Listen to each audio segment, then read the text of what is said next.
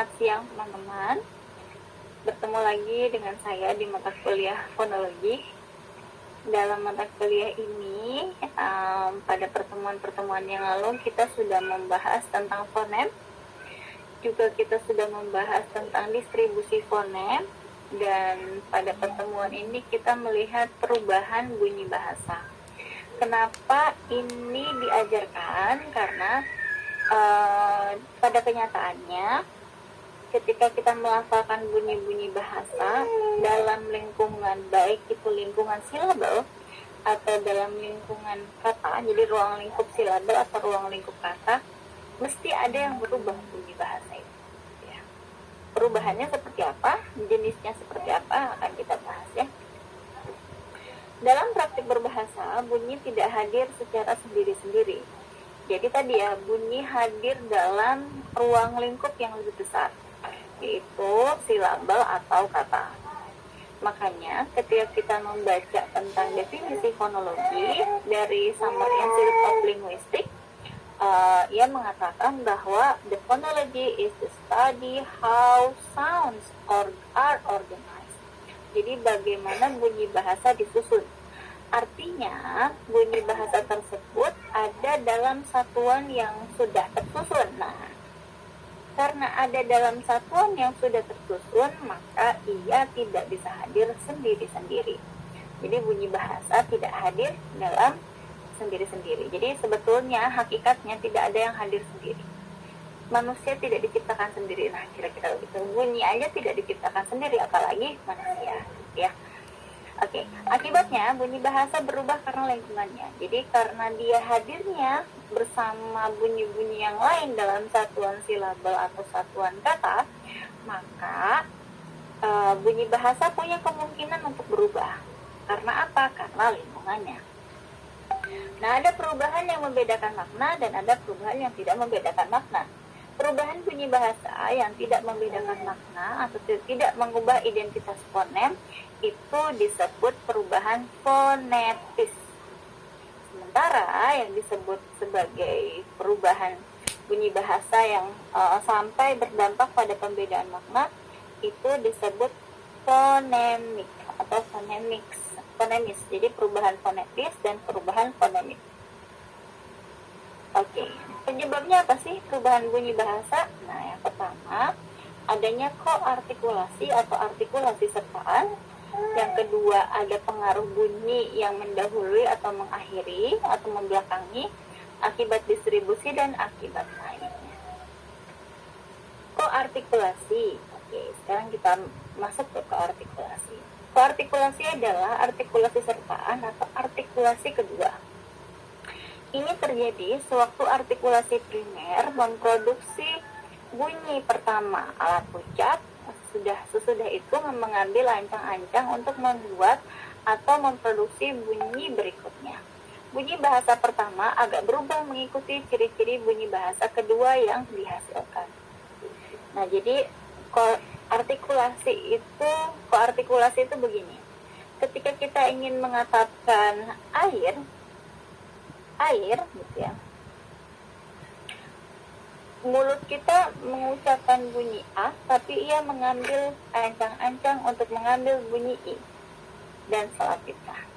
Jadi ketika kita melafalkan satu bunyi dan kita akan melafalkan bunyi selanjutnya, nah ketika lidah kita akan mengambil ancang-ancang untuk membunyikan bunyi kedua, ketiga dan seterusnya, maka akan menyebabkan perubahan bunyi bahasa. Nah, koartikulasi ini bentuknya ada labialisasi, retrofleksi, ini palatalisasi ya. Sorry. Bukan patalisasi, palatalisasi. Kan palatal. Palatalisasi, velarisasi, faringalisasi dan glotalisasi. Oke. Presentasi saya masih terlihat ya teman-teman ya?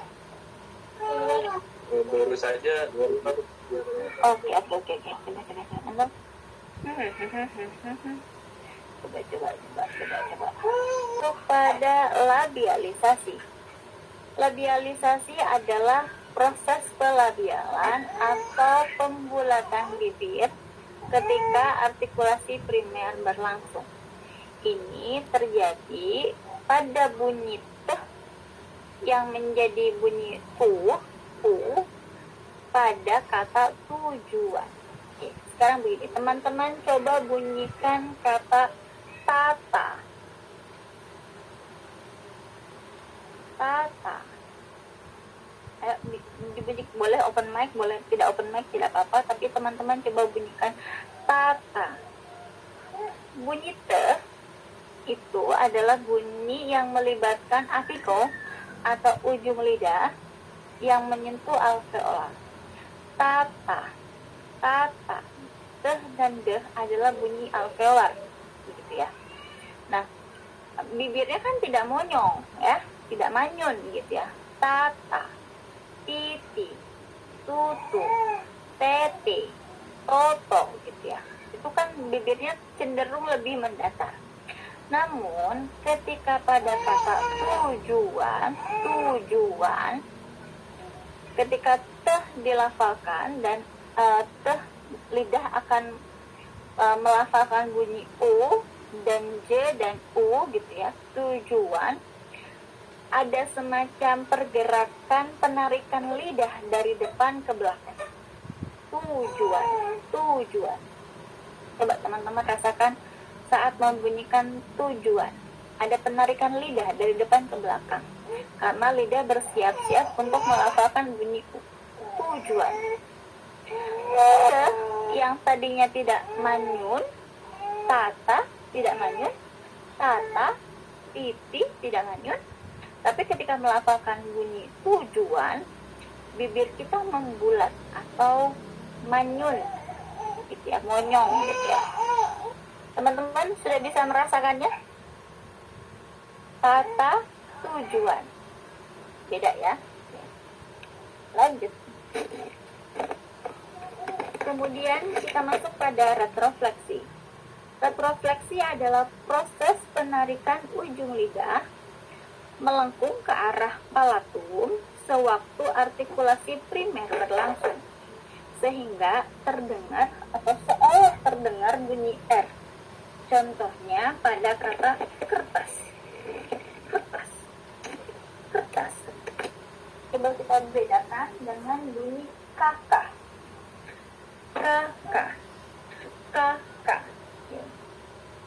Ke, bunyi ke gitu kan, itu kan bunyi, memang bunyi palatal ya. Ke, ya. Tidak ada bunyi R di sana. Namun ketika ada pelafalan bunyi kertas,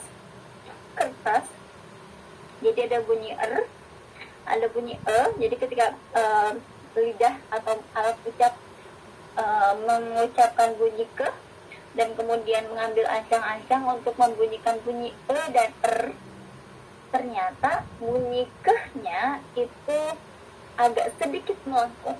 Kenapa melengkung? Karena lidah mencoba melafalkan bunyi E dan R secara simultan, gitu ya, sehingga muncul bunyi R setelah bunyi ke, tapi R-nya tipis, kertas, gitu ya. Oke. Kemudian adalah palatalisasi.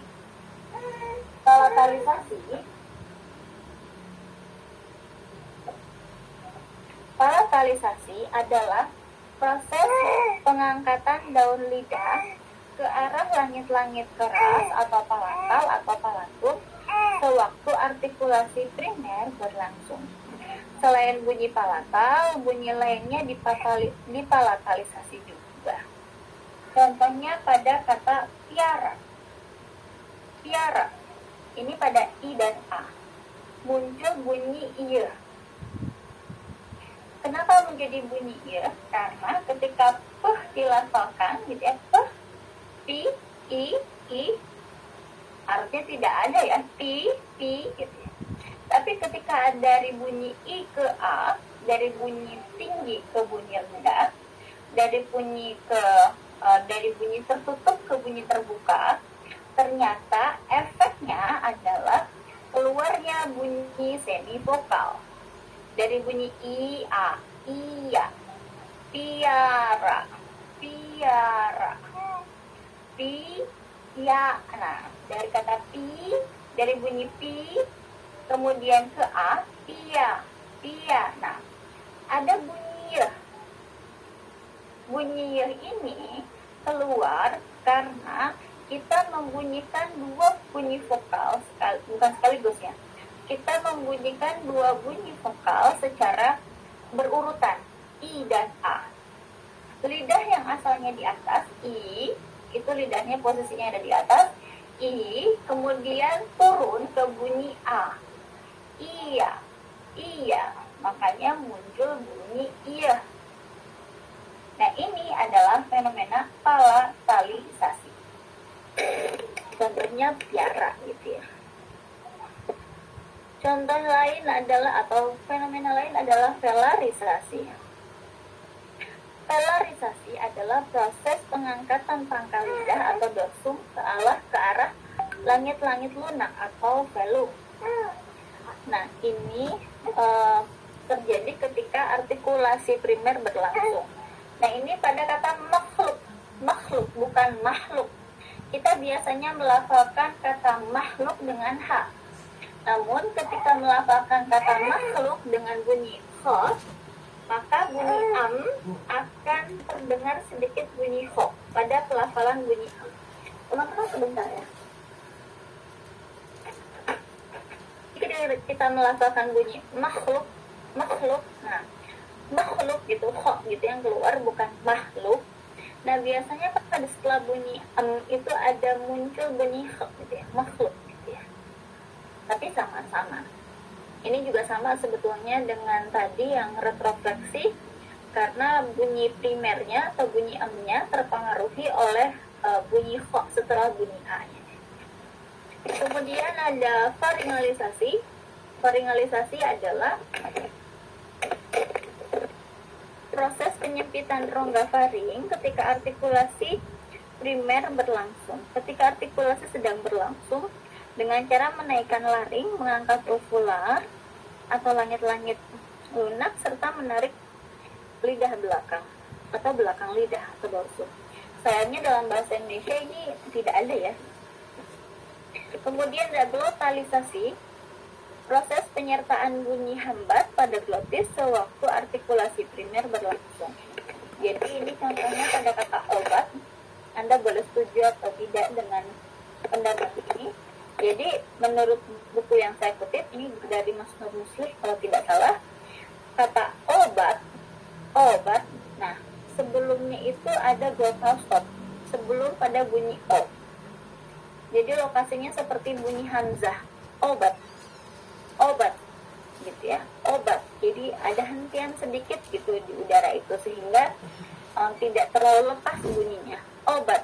Seperti juga pada kata akan gitu, seperti bunyi hamzah. Jadi teman-teman kalau ingat glottal stop, ingat bunyi hamzah. Oke. Kemudian ada perubahan bunyi bahasa akibat lingkungan. Yang pertama ada asimilasi, perubahan bunyi dari dua bunyi yang tidak sama menjadi bunyi yang hampir sama. Contohnya adalah ini ada asimilasi progresif pada bunyi te tadi ya, sama ya, bunyi te itu adalah bunyi apico-alveolar. Jadi pangkal lidah atau ujung lidah menyentuh lokasi alveolar. Namun pada kata stasiun dari bunyi plosif itu berubah menjadi bunyi sonor. Gitu ya, ada geserannya. Stasiun. Nah, kemudian berubah, yang menyentuh alveolar tidak lagi atiko melainkan lamino. Kenapa demikian? Karena bunyi s adalah bunyi lamino.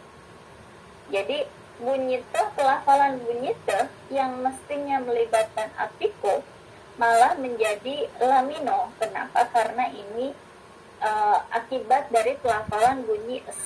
Ya. Kemudian ada asimilasi regresif pada bunyi zakduk. Ini dalam bahasa Belanda, zakduk, zakduk, zakduk menjadi zakduk, zakduk, Bunyi ke berubah menjadi ge karena perubahan bunyi de. Jadi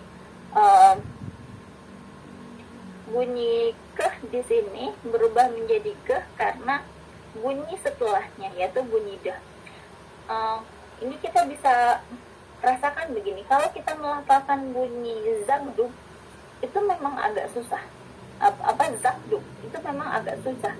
Tapi ketika dilafalkannya dengan bunyi yang dekat, zagduk, nah itu lebih gampang, lebih lebih enak untuk dilafalkan. Contoh yang lain misalnya pada kata pantun, gitu ya. Pantun. Bunyi pe di sini plosif a, itu berubah menjadi bunyi apikoalveolar.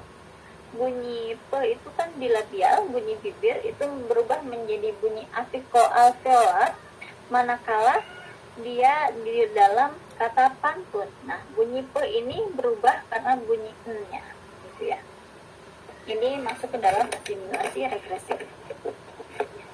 Kemudian ada disimilasi. Disimilasi adalah perubahan bunyi dari bunyi yang sama mirip menjadi bunyi yang tidak sama. Contohnya pada kata belajar harusnya jadi berajar. Belajar itu merupakan gabungan antara imbuhan ber dan ajar. Harusnya menjadi berajar, namun karena ada disimilasi begitu agar mudah dilafalkan, sehingga menjadi belajar. Kemudian sayur-mayur menjadi sayur-mayur. Nah, untuk kedua kasus ini memang kasus yang cukup unik dalam bahasa Indonesia karena kita tidak menemui contoh-contoh yang kurang lebih sama dengan contoh ini. Kemudian ada akibat distribusi. Kemarin kita membicarakan soal distribusi ya teman-teman. Aspirasi yang pertama ada yang perubahan bunyi bahasa karena akibat distribusi. Yang pertama ada aspirasi. Aspirasi ini umumnya muncul dalam bahasa Inggris, yaitu pengucapan suatu bunyi disertai hembusan. Peace, gitu ya. Ada bunyi haknya, ada bunyi hembusannya. Kemudian ada bunyi pelepasan. Pengucapan bunyi hambat letup menjadi hambat tak letup. Jadi contohnya pada kata peh, bunyi peh itu adalah bunyi plosif gitu ya. Bunyi peh itu bunyi yang ada letupnya. Namun ketika bunyi peh itu berada di akhir kata, maka letupnya cenderung hilang. Kemudian ada pemaduan. Pemaduan di sini adalah penghilangan letupan dari hambat letup menjadi hambat tak geser. Jadi kata teh tadi ya, teh itu adalah bunyi plosif, namun plosifnya hilang malah menjadi bergeser, jadi bunyi geser, manakala pada kata hebat gitu ya. Kemudian ada modifikasi vokal. Modifikasi vokal berubahnya bunyi vokal karena akibat pengaruh bunyi yang lain. Seperti misalnya pada kata baik, i-nya itu seperti angka ini ya, aksaranya itu menyerupai angka Romawi 1. Kenapa? Karena dia ada dalam posisi suku kata tertutup. Namun ketika pada kata baikan, i-nya mengalami perubahan menjadi lebih tinggi, sehingga perubahan ini memperlihatkan adanya komodifikasi atau perubahan modifikasi dari vokal. Perubahan ini disebut juga sebagai umlaut atau metafoni, yaitu perubahan bunyi dari bunyi vokal rendah ke vokal tinggi. Jadi bunyi i itu bunyi yang cenderung rendah, i-nya i angka 1 ya, angka 1 Romawi, kemudian berubah ke angka ke i yang tinggi. Nah, itu disebutnya sebagai umlaut. Nah, kemudian terakhir adalah netralisasi. Netralisasi adalah hilangnya kontras antara dua fonem. Contohnya pada bunyi beh dan peh. Beh dan peh. Beh dan peh adalah sama-sama dua bunyi bilabial. Namun ketika bunyi be dalam hal ini dia adalah bunyi bersuara, dan ketika diucapkan dalam lokasinya atau letak dari bunyi be ini ada di akhir suku kata, maka bunyi tersebut cenderung berubah dari beh ke beh. Jadi kita akan sulit melafalkan bunyi lembab, tapi kita akan mudah menyebutnya lembab. Jadi be berubah menjadi bunyi be. Oke, demikian presentasi saya teman-teman. Silakan jika ada yang mau bertanya. Netralisasi yang antara B sama P itu kan tadi Ibu bilangnya di akhir. Terus kalau misalnya bunyi satu sama satu itu kan dia adanya di tengah. Tapi dia masuknya tetap ke netral kan Bu, tapi dia adanya di tengah. Tapi iya betul. Beda. Jadinya bagaimana gitu ya? Iya. Nah, oke. Kalau kita lihat itu dua-duanya sama lokasinya kalau dalam lingkungan suku kata. Bunyi be jika berada pada akhir suku kata tertutup, maka punya kemungkinan akan berubah menjadi bunyi be, gitu ya. Meskipun lokasinya di akhir, di tengah atau di akhir suku kata. Tapi kata sabtu dengan kata sabtu itu kalau kita pecah itu punya kesamaan, yaitu lokasi bunyi be yang berada di akhir suku kata. Begitu Lutfi.